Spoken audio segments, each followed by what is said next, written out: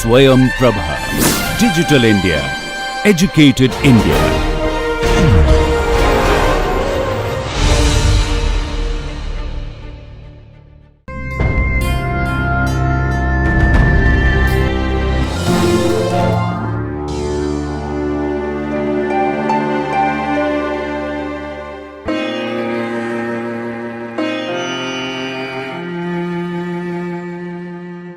Hello dear students, today we will be discussing the concept of ETDS and ETCS.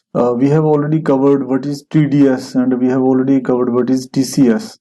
TDS, as you know, stands for tax deducted at source, and in the similar way we know that TCS is basically tax collected at source.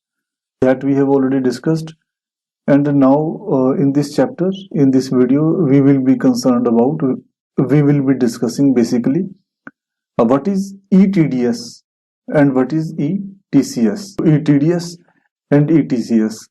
And E stands for, I think you are already aware, that is used in email. E stands for electronic. And similarly, in ETDS, E stands for electronic. Similarly, in ETCS, E stands for electronic, that is TDS, submission of TDS by electronic mode. So let us discuss. First of all, kindly note that ETDS or ETCS statements are filed basically in on quarterly basis. After every 3 months, we are required to file these statements. And earlier it was not so, but it has been amended by the Finance Act 2005 regarding submission of ETDS and ETCS statements on a quarterly basis.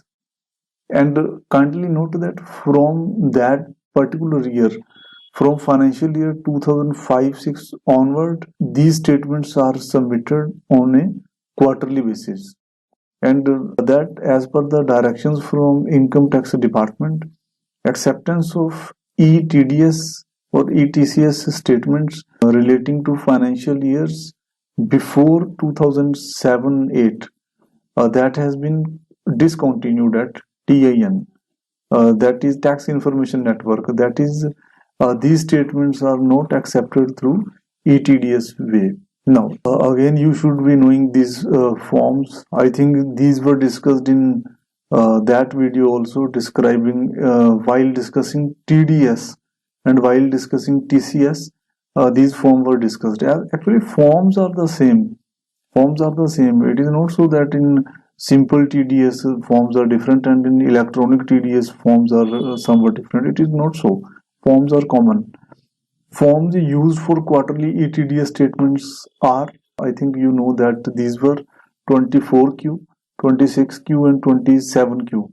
And for quarterly ETCS statements are quarterly. I think you must be knowing by this time. For ETCS, the form is 27EQ. So kindly note that three types of forms are used in ETDS and one form is used in ETCS. And what are the forms?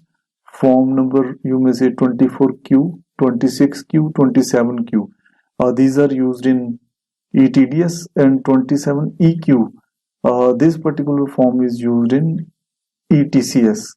And all these four types of forms are basically submitted on quarterly basis. Now, what are these forms we will be discussing in this particular video.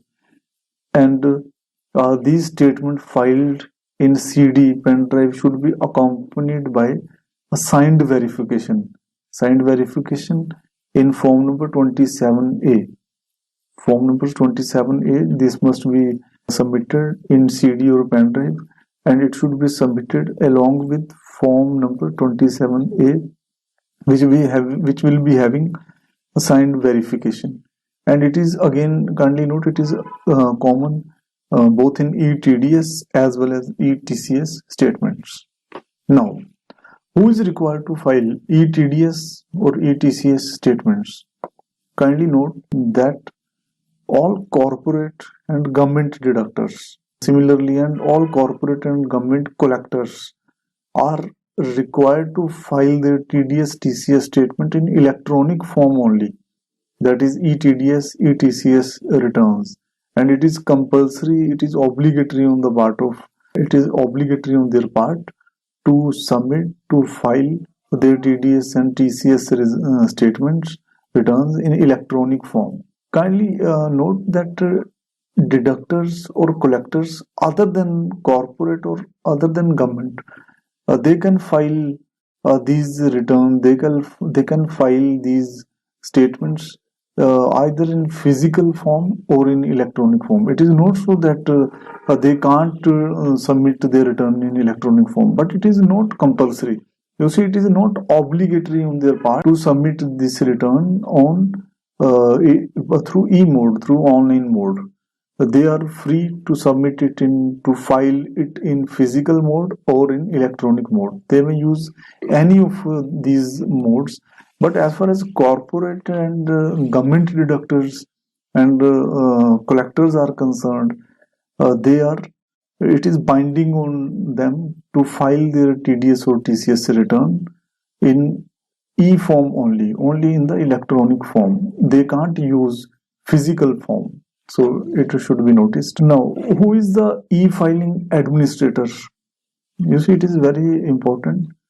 Kindly note that the Central Board of Direct Taxes has appointed Director General of Income Tax Systems as e-filing administrator for the purpose of electronic filing of these statements in order to make the arrangement very smooth.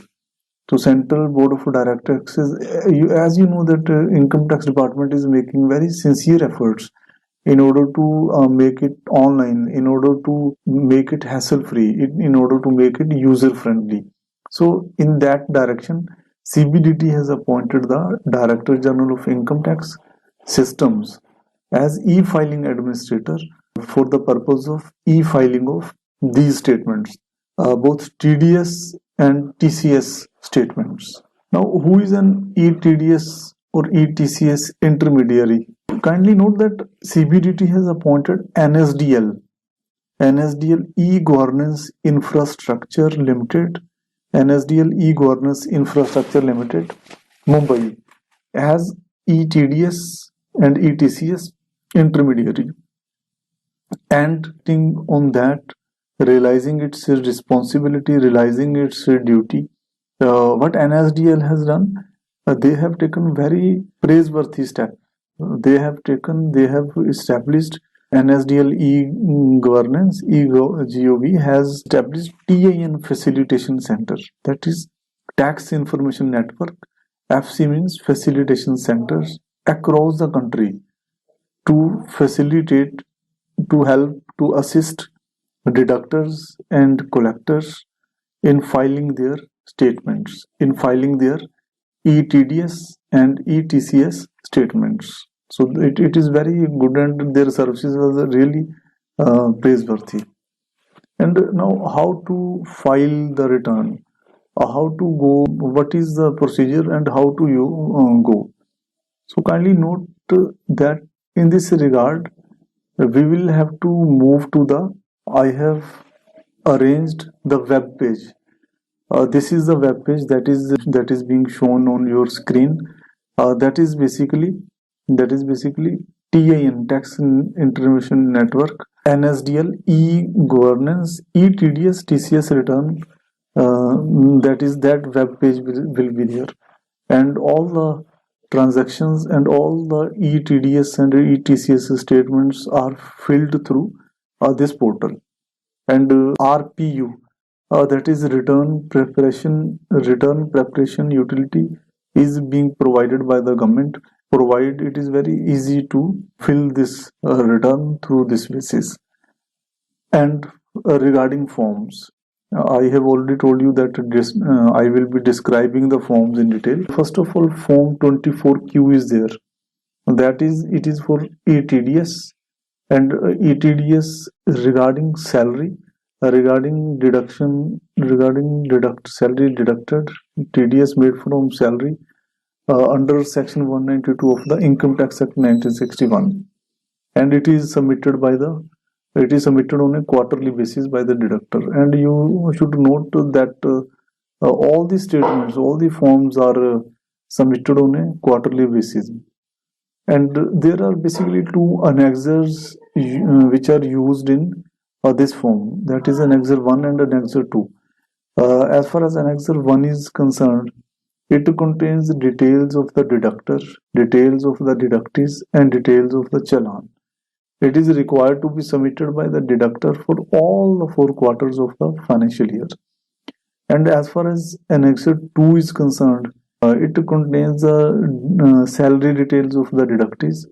And kindly note that it is not required to be submitted in first, second, and third quarter of the financial year, and it is required to be submitted only in the 4th quarter of the financial years. And it must be submitted along with the details of employees' salary of the total period, that is entire financial year. Then form 26Q, kindly note it is used for TDS for all the payments like interest on securities, dividend on securities, professional fees, directors remuneration, etc., which are other than salary. And it is also, as I have already mentioned, it is also submitted on a quarterly basis by the deductor and is applicable for TDS, tax deducted at source, under section 200 subsection 3, 193 and 194 of the Income Tax Act 1961. Now form number 27Q, form 27Q, it is used for payments made to non-resident Indians and foreigners regarding interest, bonus, or any additional income, and it is again submitted on a quarterly basis by the deductor. And income on which the tax is deducted at source includes any sum which is owed to the non-resident Indian or foreigner. I have already mentioned it in the first point also. And kindly note that these 3 forms were related to TDS, and now the 4th form, that is 27EQ, it is related to TCS. So again, it is used for furnishing the details of the tax collected at source by the seller, and again it is submitted by the deductor on quarterly basis. This is the end of the lecture, and I hope that I have tried my best to give you an idea regarding ETCS and ETDS in this lecture. Okay, thank you so much.